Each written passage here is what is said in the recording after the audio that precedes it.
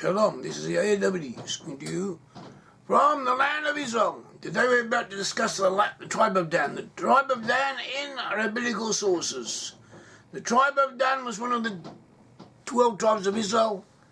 Amongst the 12 tribes of Israel, it was a section of the 10 tribes. The 10 tribes separated from the other tribes, separated from the tribes of Judah and Benjamin. Judah and Benjamin created their own kingdom of Judah in the south. The 10 tribes had their own kingdom known as Israel, or the kingdom of Israel, or known as Ephraim, and known as Joseph. This 10 tribe kingdom was conquered by the Assyrians, taken into exile and disappeared. But their descendants remained, physically their descendants remained, and they remained together even though they lost consciousness of their ancestry. They became known as the lost 10 tribes of Israel. And we have traced them to areas in Europe. All of the 10 tribes, we have traced them to areas of Western Europe, and from there their descendants went on, colonised North America, colonised Australia, New Zealand and other places. And amongst the 10 tribes, we find the tribe of Dan in several places. The thing about the 10 tribes is when they went into exile, even though they lost consciousness of their ancestry, somehow either they stayed together or feeling we coalesce with each other, tended to group together. And so we can identify peoples tentatively, but with a reasonable degree of certainty, not only as Israelites, but we can even say what Israelite tribe they belong to. We have found the Israelite tribes in areas in the west. We found them in Denmark. The Danes settled in Denmark. They gave their name to Denmark. Denmark in Danish. The border of Dan, the country of Dan. Denmark. We also found them in Danonia in southwest Britain, what is now known as Devon and Cornwall, and southern Wales, and northern England, and also in northwest Ireland. And other areas, we have found descendants of Dan in those areas, and that is where the Danes are to be found also throughout Scandinavia. We find groups associated with Dan. So, and possibly also in Holland. At all events, the Danes were around. The Danes existed. The Danish people, that is the descendants of the tribe of Dan, are in those regions, or amongst peoples who came from those regions. And we find characteristics of Danes, of people from the tribe of Dan, in rabbinical writings. And these characteristics help us tell us something about the character of the people concerned. And they also can help people who believe or think or might have some evidence to indicate that they too are descended from Dan, to help them to decide whether they fit these characteristics or not.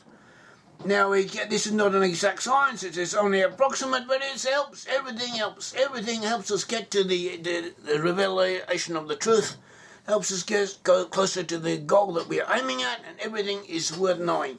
And these rabbinical appreciations or descriptions of the characteristics of the character of Dan, of the aptitudes and attitudes, and different aspects of the people of Dan, are often based directly on rabbinical sources, on understandings of the Hebrew text, and they have something to base themselves upon. At all events, it is worth listening to, worth knowing about. So that is what we're going to do very briefly in this short talk. Dan was one of the 12 tribes of Israel. Dan and his brother Naphtali came from Bilhah. Bilhah was the handmaiden of Rachel. Jacob, the forefather, Jacob was also known as Israel. Jacob was known as Israel, had 12 children. And he begot these children from 4 wives. 4 wives, Rachel and Leah. And the handmaiden of Rachel, Bilhah, and the handmaiden of Leah, Zilpah. From Bilhah, the handmaiden of Rachel, he begat Dan and Naphtali. Dan and Naphtali were the children of Bilhah, whom Yaakov begat from her, from Bilhah. Bilhah was the handmaiden of Rachel. And as we said, we traced descendants of Dan to Denmark, southwest Britain, and southern Wales, northwest Ireland, northern England, other areas, including parts of Wales and so on. And we have traced Naphtali mainly to Norway, but also in northwest England, southern Scotland, and also amongst the Normans who conquered England in 1066, a good portion of who actually came from the tribe of Benjamin. We also find elements from Norway, and that therefore from Naphtali amongst them.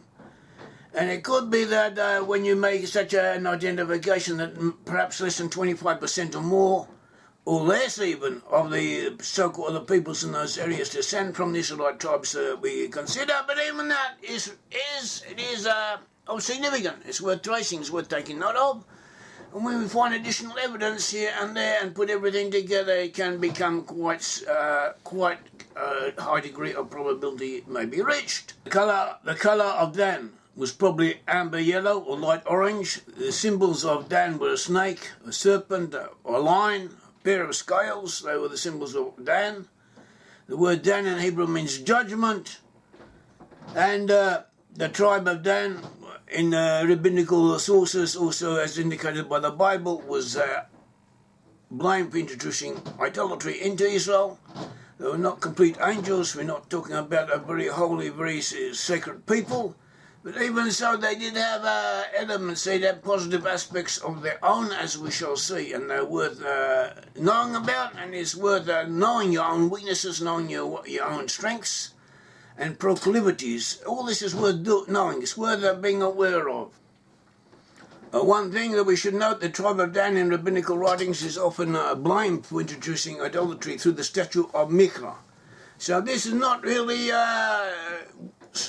this is not really the case, because technically speaking, the statue of Micah was built by someone, probably from the mountain of Ephraim, probably an Ephraimite, and he built the statue, and then he set it up in his courtyard or wherever, and he took a wandering Levite from the tribe of Levi, and he made him the priest to the statue, and then only later did Danites, people moving to the north from the south, from the tribe of Dan, did they take this statue and take the priest and take it with them and set it up there as part of their idolatrous worship. But they were not the initiators, so people tend to forget this. It's worth noting. We see in Judges 17, we're told, there was a man from the mountains of Ephraim, his name was Micah. Micah was his name. He said his mother, and he told his mother that I stole from you some money. Now I regret it. I'm going to give you the money. I heard you curse whoever would take it, take the money, and take the curse away from me. His mother said, "May you be blessed. You don't have to give me. May you be blessed. May you be blessed, my son. There's no curse on you. But I'd already made a vow that if the money gets back to me, that I would make a statue from it, an image."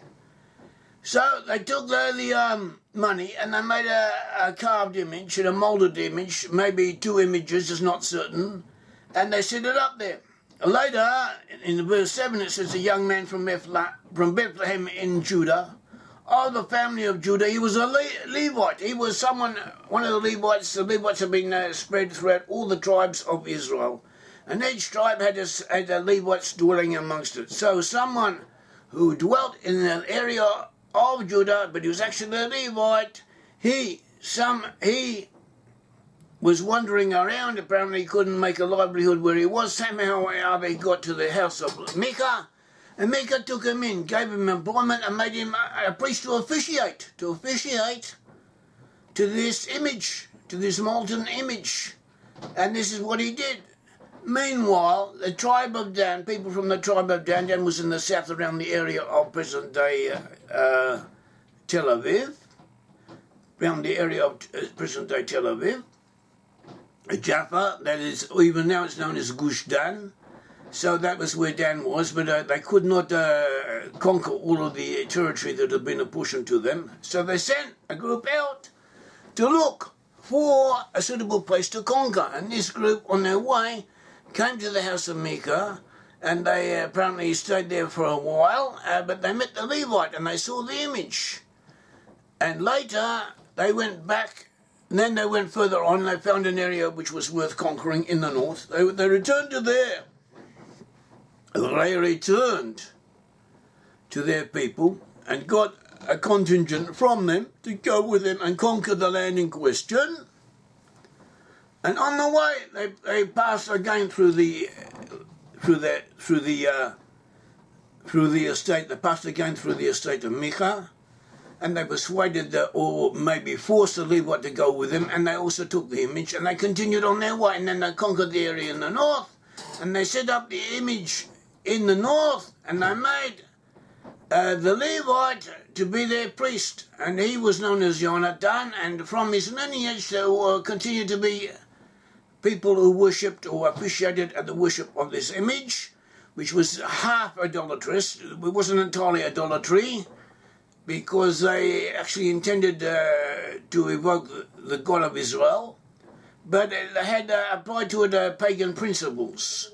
And also, as we have shown elsewhere, this northern area of Dan is usually associated with the region of the Galilee, where there was an area of Dan, and recently archaeologists have excavated it, and they found there an inscription, an Aramaic inscription, which mentions the house of David, proving, as if we needed proof, but showing that the house of David was known in those times and existed. And that is assumed to be the area spoken of. We have shown in our researches that actually there were two areas, the two areas of in the north that Dan conquered. And they are referred to in Judges and in Joshua, in the book of Joshua. Both give similar descriptions of the conquest in the north. It's usually have been assumed that they are referring to the one and the same event. We've shown that they are referring to two, describing two separate events that happened, and that Dan, not only did Dan settle in the northern Galilee, in the area now known as Dan, a very beautiful area full of springs and natural springs. It's a natural nature reserve. It's quite famous. But even further north in what is now southeast Turkey, in Cilicia, they also set up a kingdom which was known as the kingdom of Dan-1, and that is what is referred to in the book of Judges.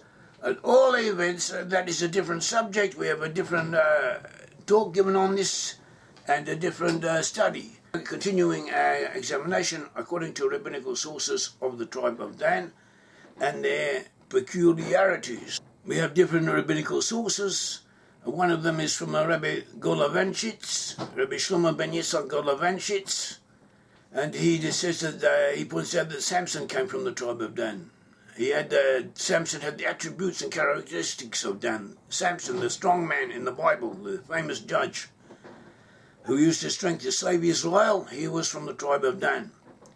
And it also mentions that Dan was considered in some ways the most degenerate of all the Israelite tribes. Dan had an inclination to idolatry, to worship idols, pagan gods, and also to fornication, to be loose in his morals, according to some aspects of his history.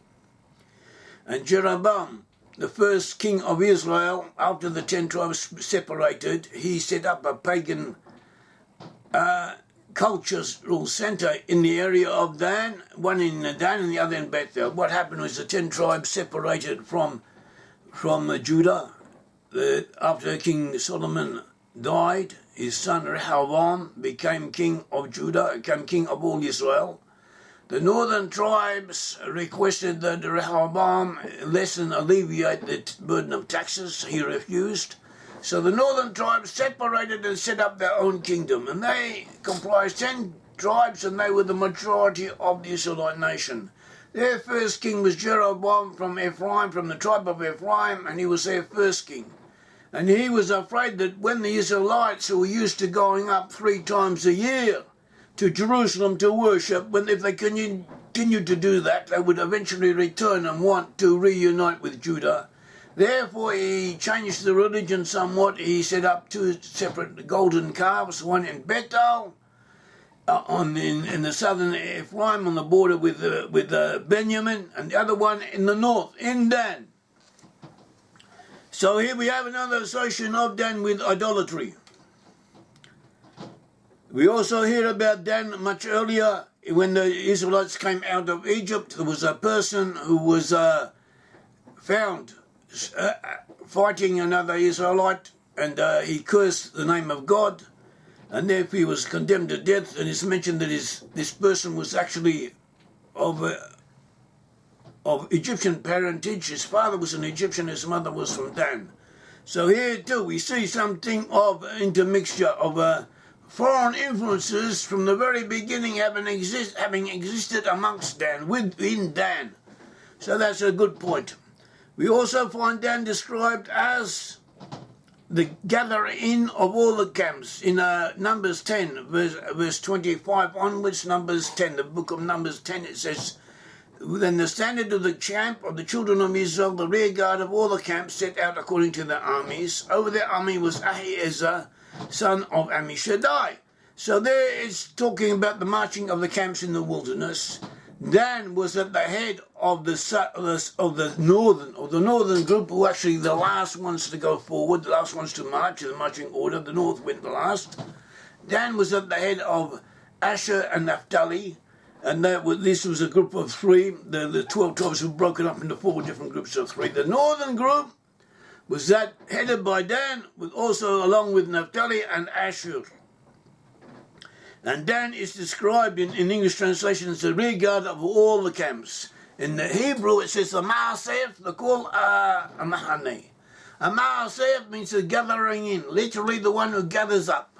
So the Rabbis and also this present text, it says, he points out that a Ma'asef means literally who gathers in, and the Talmud Yerushalmi also says that this meant that anyone from the other tribes who had lost anything had dropped on the way, the tribe of Dan would pick it up and take it and keep it and then return it to its owners.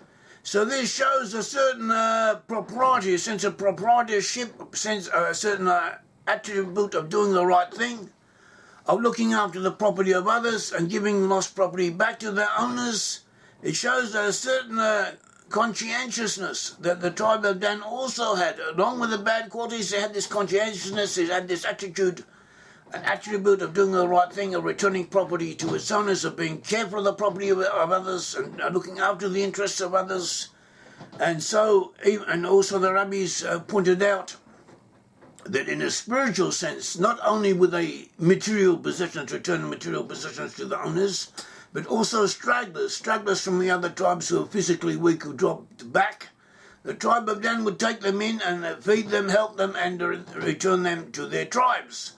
And spiritually, they say not only that, but even people who were, for some reason or other, Israelites, for some reason or other, were physically weakened and couldn't keep up with the other tribes and dropped back. The tribe, Dan had the power to take these people in, to strengthen them physically and spiritually, strengthen the other Israelites, and then return them back to where they should have come from. Dan had this power, this quality, this talent, one could say, for helping the downtrodden, helping others, and a sense of justice and of doing what should be done. And Jacob compared Dan to a snake. It says, Dan shall be a serpent by the way, a viper by the path, that bites the horse's heels, so that its rider foot shall fall backwards. See Genesis 49, verse 17. There's Jacob compared Dan to a serpent, and Moses compared him to a lion. It says, and of Dan he said, Dan is the lion's whelp, he shall leap from Bashan. The snake, according to Rabbi Golovanchitz and other sources, the snake represents something bad. The snake represents the serpent. The snake is the powers of evil and deviousness. Deviousness, something that seduces one to sin and arouses to lust. He exemplifies the evil impulse of Satan, an angel of death. He is the one who leads others into temptation. He causes others to sin and then comes to prosecute the sinner and to take away the life of the transgressor. The powers of impurity on the other side are likened unto the serpent who introduced defilement and damnation into the world. That is what the serpent represents. We shall see later there's another aspect of the serpent. It was the serpent of holiness, which had more positive aspects to it, but this is how the overwhelming impression that the serpent gives. On the other hand, the lion symbolizes the force of holiness and purity. That's what it says. And his image is engraved in the holy throne in him in the vision of Ezekiel. And these different forces came together in the tribe of Dan. The forces of holiness, however, were the most powerful. So Dan had a good side to him, which was the most powerful aspect of his character, but he also had this negative side, this negative impulses within him. Contradictory attributes were integrated and unified him. Samson also. So Samson had this problem, and this problem had this quality, this attribute, this peculiarity. and they were integrated and unified in Samson from the tribe of Dan. And the task of Samson was to use the darker forces in order to employ them for holy things, to do good things through them, and to bring them over into the side of holiness. And so too they say that the Messiah may have a similar aim. If the world has not corrected itself when the Messiah comes, the future Messiah comes, he will be similar to Samson in some ways. And we see that the tribe of Dan will help the Messiah in the end times. But nevertheless, we should learn from history that throughout the generations, Jews who drew closer to the Gentiles, even for a valid reason, they usually brought disaster on themselves, upon others, upon their children, upon their fellow man. We had the Reform movement in Germany, which tried to make Judaism into something similar to a Christian or Protestant sect, only they worshipped God through Moses, but everything else in its outward form was to be similar to the Germans, to that of Germany. And this movement, even though it may have had good motivations or some positive motivations, some positive aspects to it, it ended in many Jews intermarrying with the Christians, into Jews becoming assimilated to the Gentiles, and it didn't do them any good. It increased, instead of lessening, it increased the hatred that the Gentiles and the fear that the Gentiles had of Jews, which resulted in the Holocaust. I'm not saying this caused the Holocaust, but it could have been a contributory factor.